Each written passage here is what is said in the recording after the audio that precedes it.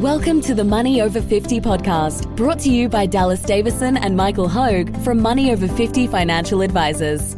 This information is general in nature and does not take into account your objectives, financial situation, or needs.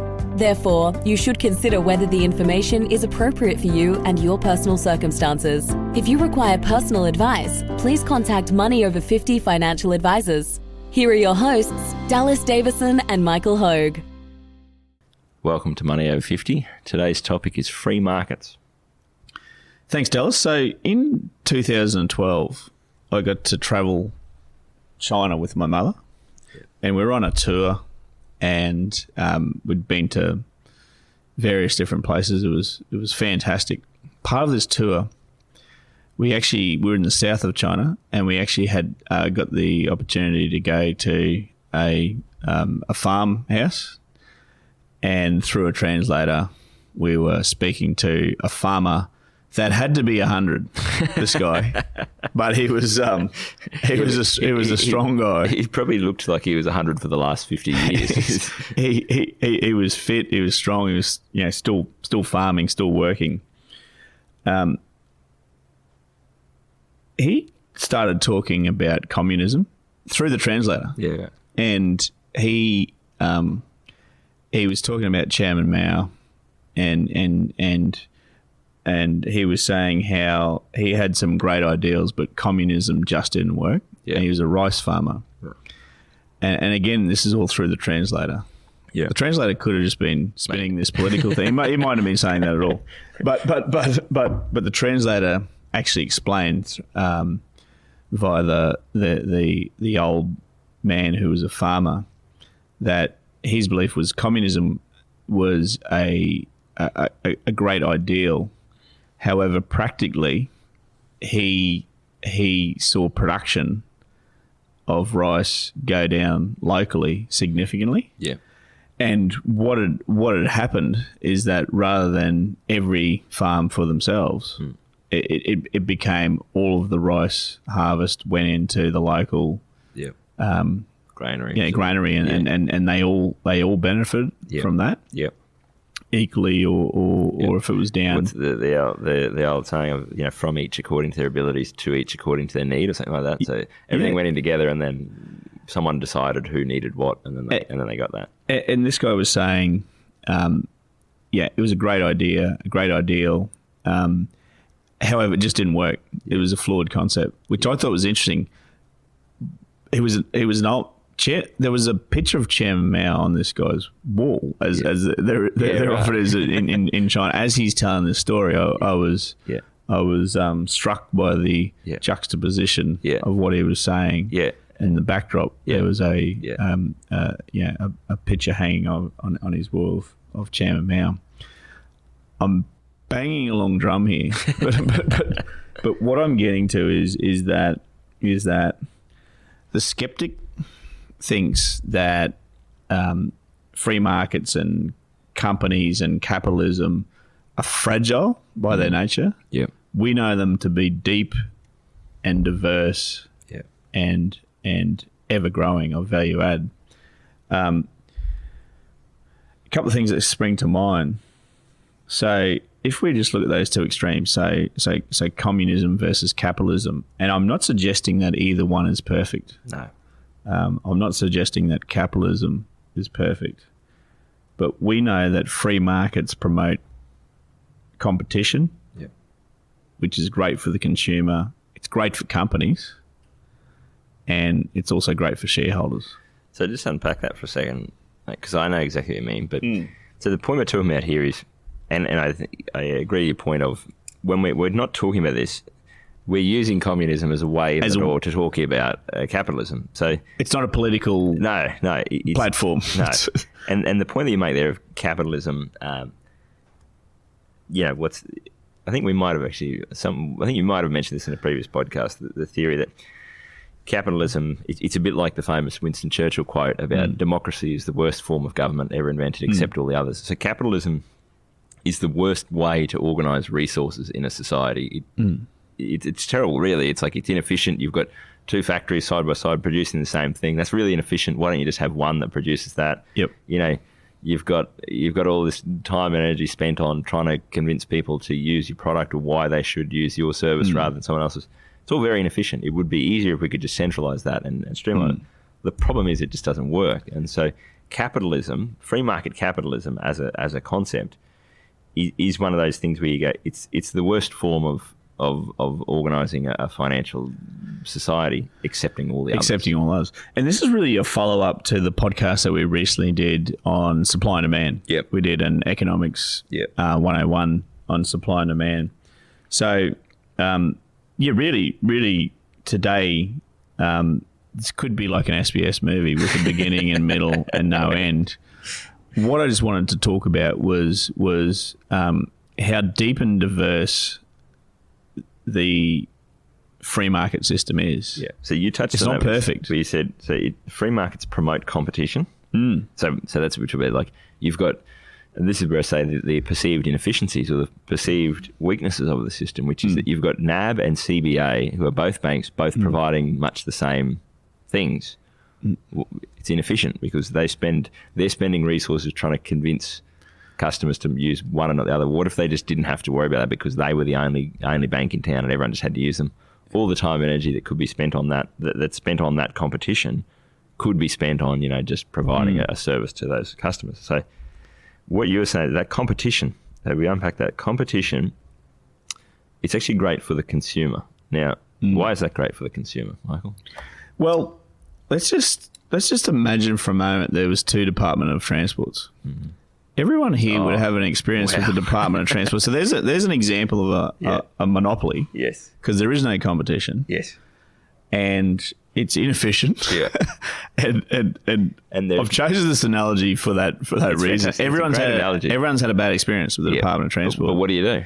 What do you do? You can't go anywhere else. If there was one more Department of Transport, you watch both of those organisations become really, really efficient. Yes.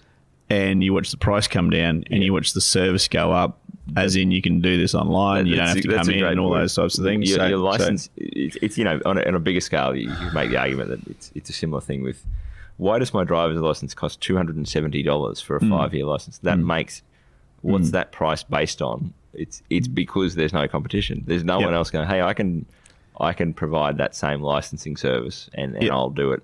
And like you say, what would happen if there was two Department of Transport is two things, probably both things would happen, but at least one of the two. Either the price would go down and they go, we're going to run much the same way, but we've got to sharpen up and reduce some of this bloat and the price is going to come down. Or that the service would actually get better, where they'd go, okay, well, we're going to sell a 10-year license instead of a 5-year license, or we're going to have something that automatically renews. We'll charge you the same amount, but you don't have to do anything. You just get your new license in the mail. However they would provide that better service. If there were two Department of Transports, that would be great for the consumer, and that's a great example of why that would be the case. Yes, and that's really how the free market system works. So you have competition. Yeah. Again, I'm not saying it's perfect, but there's nothing that's perfect. Yeah.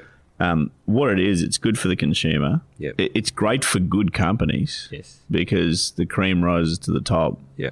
Now, as a shareholder, you can own those great companies. Yep. It's pretty easy to do that. Yeah. And the other thing as well that we need to consider is that countries with different companies are selling also worldwide. Yes. Really. Yep. So, I mean, the lower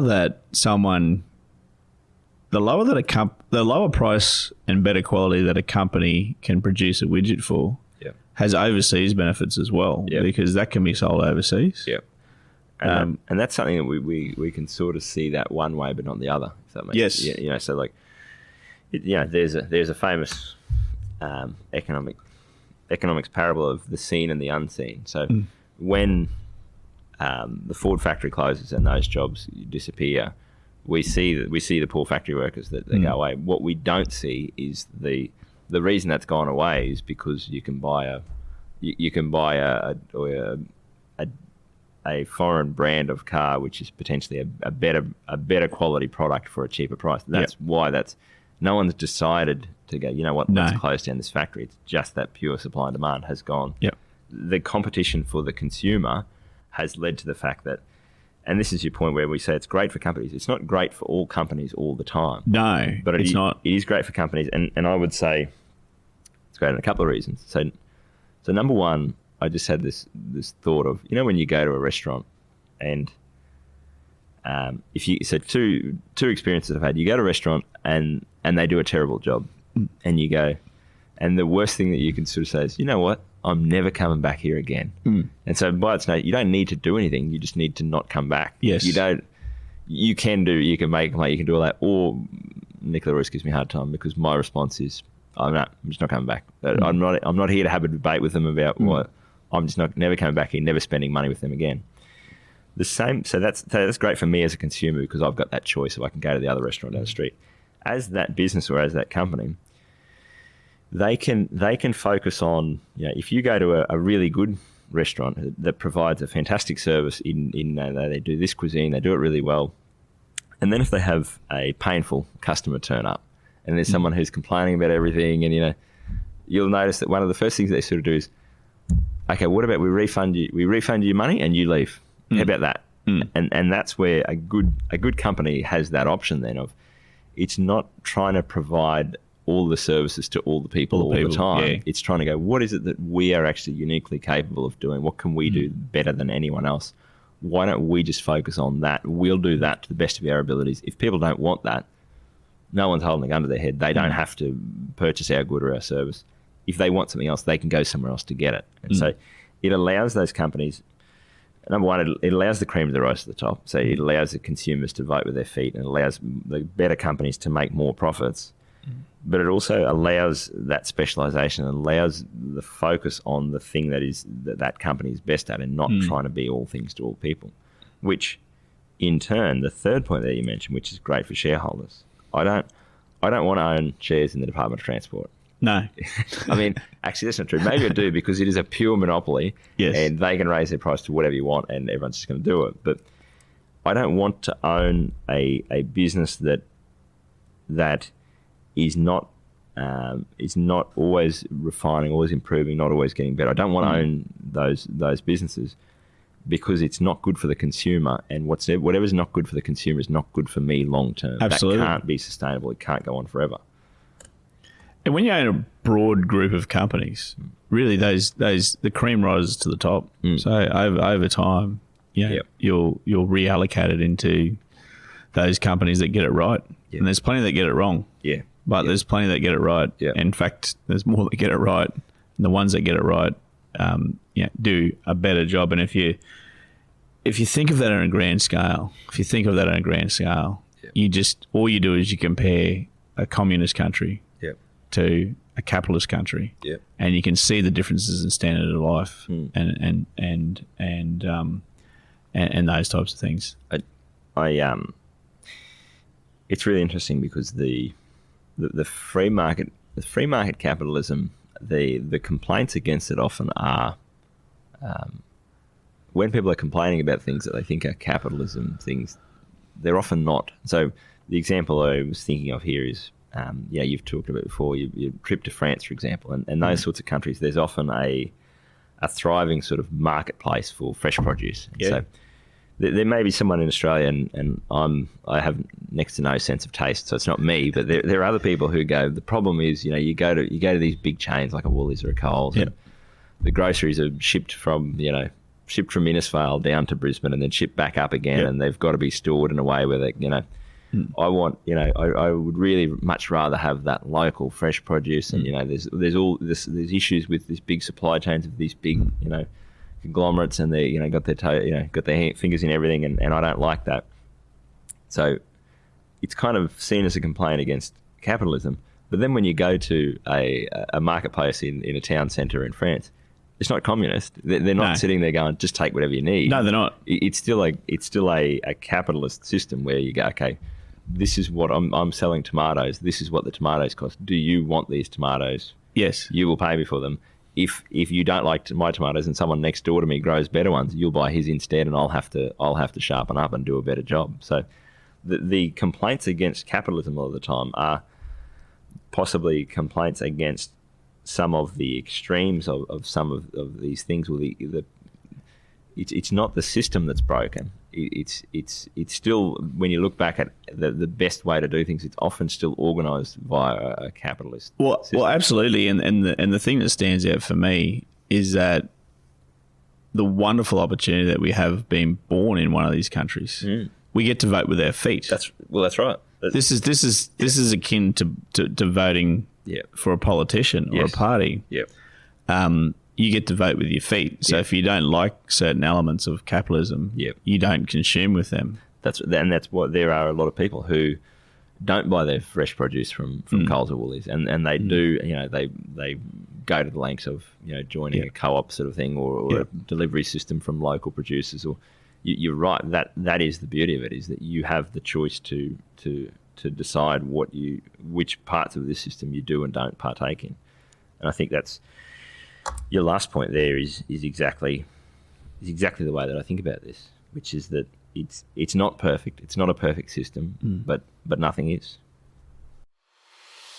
Thank you for listening to the Money Over 50 podcast with Money Over 50 financial advisors. For more information and resources, visit the Money Over 50 website, mo50.com.au. We look forward to catching up again soon.